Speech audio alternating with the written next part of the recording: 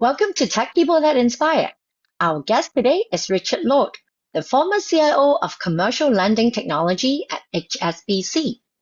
Richard had an impressive journey at the bank, taking on multiple regional and global roles, leading the commercial banking, wholesale banking, and credit and lending technology teams. He is a tech leader with a truly dynamic career path.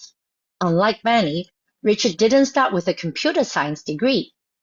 Over the years, he also moved fluidly between the corporate world and startup ventures. Today, Richard will share his stories about building technology leadership, not only through technical expertise, but also with a strong business mindset, an entrepreneurial spirit, and a passion for talent development. Let's get started.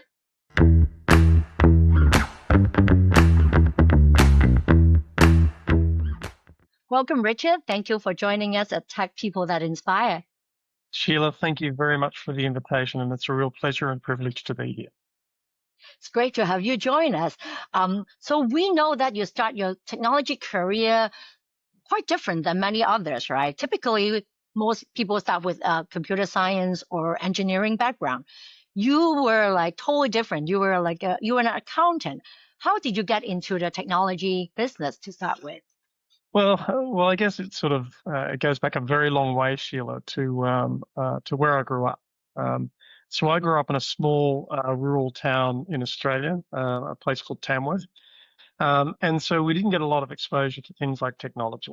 And when we were doing things like learning and career counselling, the little bit of career counselling that I got, the options that were presented were the pretty conventional career pathways.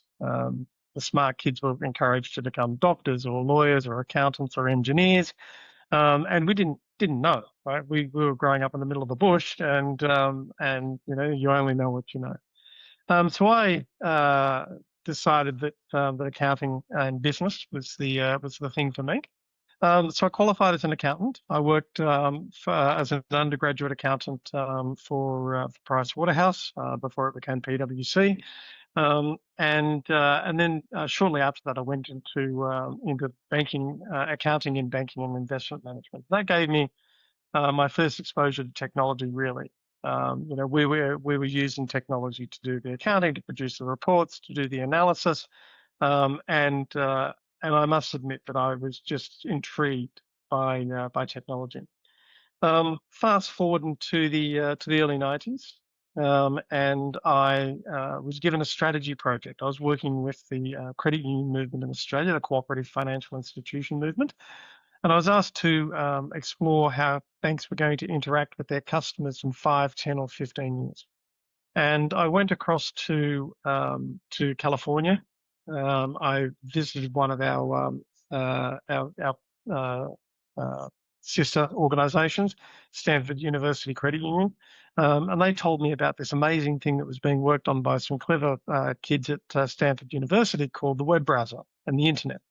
And so I went to Mountain View, and I met a funny little company called Netscape, which was founded by Marc Andreessen, who is credited with the invention of the web browser.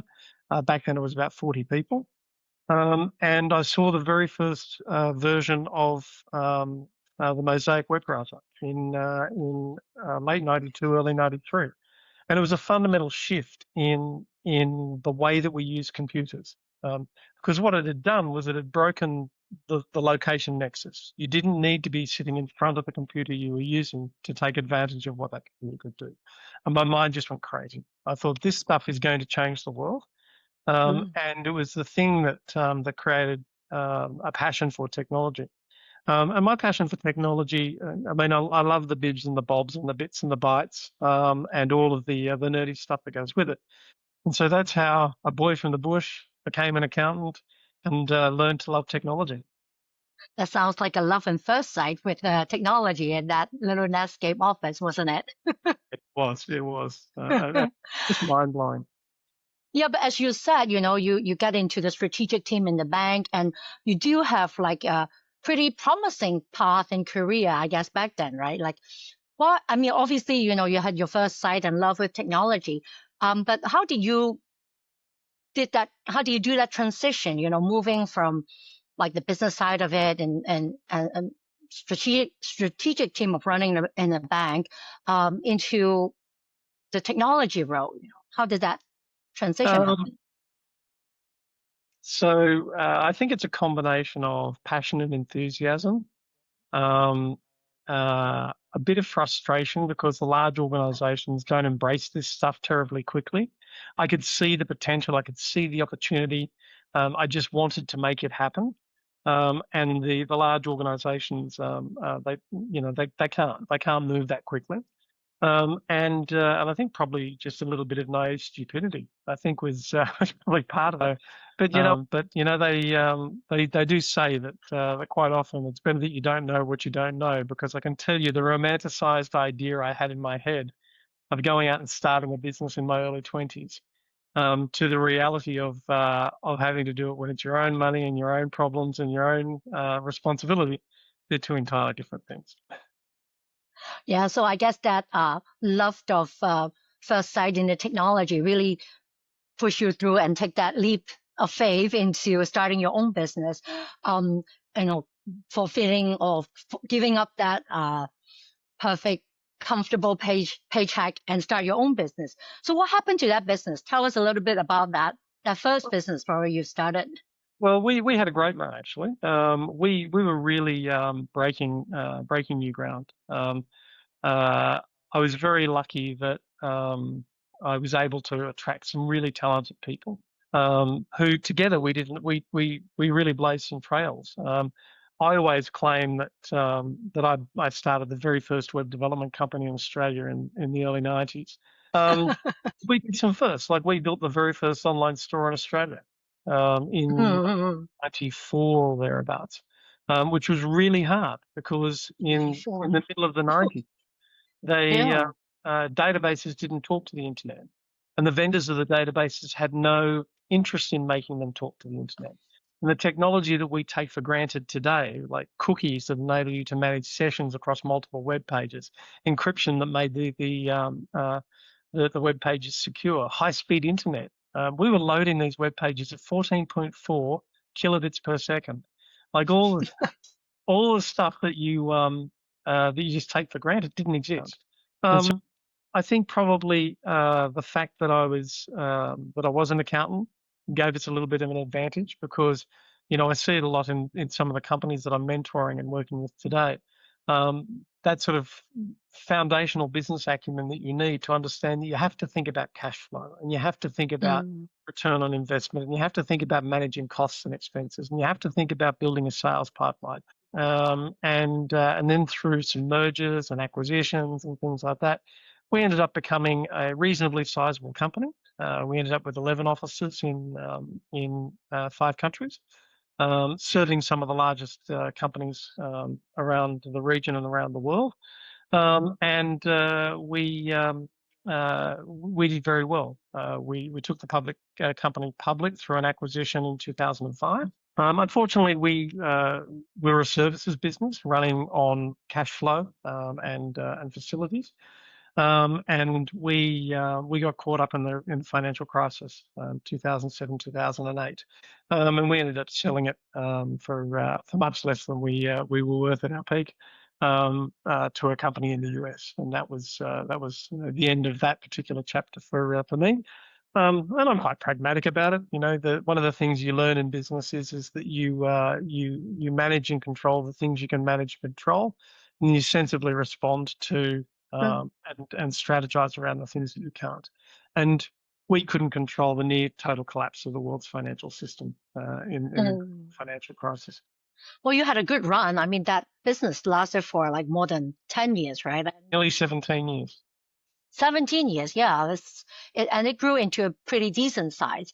On the hindsight, like, are there anything that you think you would do differently? Or, for you, what is the major takeaway from running this business? And how did that help you probably get into the corporate world? Back to the corporate world, maybe. Look, I mean, there's another whole 2-hour conversation on that on its own, but I think the thing that having your own business teaches you more than anything else is that no matter how much you would like the world to be the way you would like it to be. You actually have to manage your business for the way the world actually is. Don't go and behave like a $10 million a year revenue company when you're not a $10 million a year company. Don't hire too many people before you have the revenue and the reserves to support them. And if I learned nothing else out of my time as an entrepreneur in that way of being an entrepreneur, was that reality. And it also applies in the corporate environment. I think it's very easy for us to romanticize what we do in the business, the value we bring, where we fit, and so on. And sometimes it's healthy just to take stock and have a real pragmatic look of the way the world really is, and then adjust to your course appropriately. Yeah, I guess that's the accountant mindset that brings in to balance out that passion of technology, right? Like that's how that brings that balance. But then like that experience being an entrepreneur, how did that help you or impact you as a CIO in that case? When you went back to the corporate world. A few things. And I think the first lesson I took away from that is, and that I was able to apply in my roles as a chief information officer, was that you absolutely positively have to keep a pace with what's going on in the development and advancement of technology, and particularly now. And we go through these periods where there's a big tectonic change, and then a period of incremental change based on that, and then another big tectonic change, and then a period of incremental change over that. And the job of a CIO is learning how to. One of the jobs of a CIO is learning how to maintain your awareness and view of all these changes that are happening. Understand the ones that are significant and impactful for your business, and then knowing how and when to react. Which one do you think is the latest tectonic change that really transformed the business? I think in terms of impact, I think definitely AI, but AI is a very broad term that we jam a lot into, right? Like there's a lot of things we throw into the AI bucket, but they're on different ends of the spectrum, and tools for different jobs and things like that. But just this whole notion of massively powerful computational models that allow us to change the way that we process and query information is one of these tectonic shifts. Quantum computing is a tectonic shift. Just the amount of compute power that we will have at our fingertips, combined with these massively powerful models. We're really moving into a Buck Rogers type